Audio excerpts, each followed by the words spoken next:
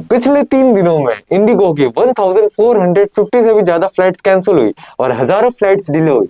As a result लाखों passenger airport पर ही फंस गए, कईयों ने तो रात भी गुजारी। और जवाब एयरलाइन एक के बाद एक बहाने देती रही। अब सवाल ये आता है कि इंडिया की सबसे बड़ी एयरलाइन कैसे कोलैप्स हो गई। इसके पीछे दो रीजंस बताए जा रहे हैं। पहला, इंडिगो की मिसमैनेजमेंट और दूसरा, सरकार पर प्रेशर बनाने की एक स्ट्रेटेजी। कुछ समय पहले DGCA director general of civil aviation ने नए flight duty time limitations announce करे ताकि पायलट्स और क्रू को रेस्ट मिल सके एंड पैसेंजर सेफ्टी इंप्रूव हो। इन रूल्स के हिसाब से वीकली रेस्ट 36 घंटे से बढ़ाकर 48 घंटे कर दिए गए, डेली वर्किंग टाइम 8 घंटे कर दिए गए एंड नाइट लैंडिंग 6 से घटाकर 2 कर दी गई। इन रूल्स का सीधा मतलब था कि एयरलाइंस को एक्स्ट्रा पायलट और क्रू को हायर करना पड़ेगा। ये रूल्स मार्च 2024 को लागू होने वाले थे, लेकिन उस वक्त इंडिगो के साथ बड़ी एयरलाइंस ने कहा यह समय बहुत कम है, हमें टाइम चाहिए हायरिंग के लिए। डीजीसीए ने उनकी बात मानते हुए 18 मंथ का एक्स्ट्रा टाइम दिया, लेकिन इस टाइम के बाद भी इंडिगो ने प्रॉपर हायरिंग की ही नहीं। एयरलाइन पायलट एसोसिएशन के सर सैम थॉमस का कहना है, जब भी रूल्स एयरलाइन के फेवर में नहीं होते, एयरलाइंस जानबूझकर फ्लाइट को कैंसिल या फिर डिले करती है ताकि सरकार पर प्रेशर बनाया जा सके रूल्स को वापस लेने के लिए।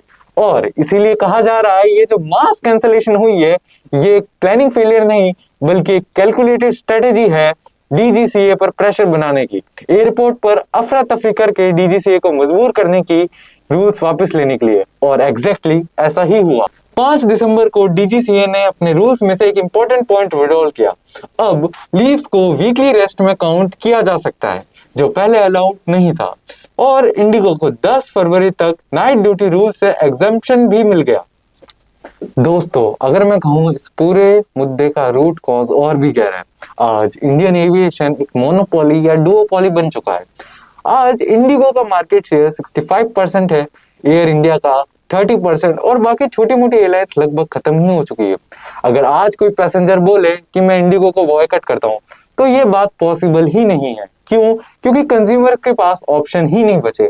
अफसोस की बात है, 15-20 साल पहले इंडिया में Go Air, air Asia, spice jet Airways, Kingfisher जैसी बहुत सारी एयरलाइंस थी, जिसकी वजह से कंज्यूमर्स के पास बहुत सारे ऑप्शंस होते थे एंड कंज्यूमर के हाथ में पावर होती थी।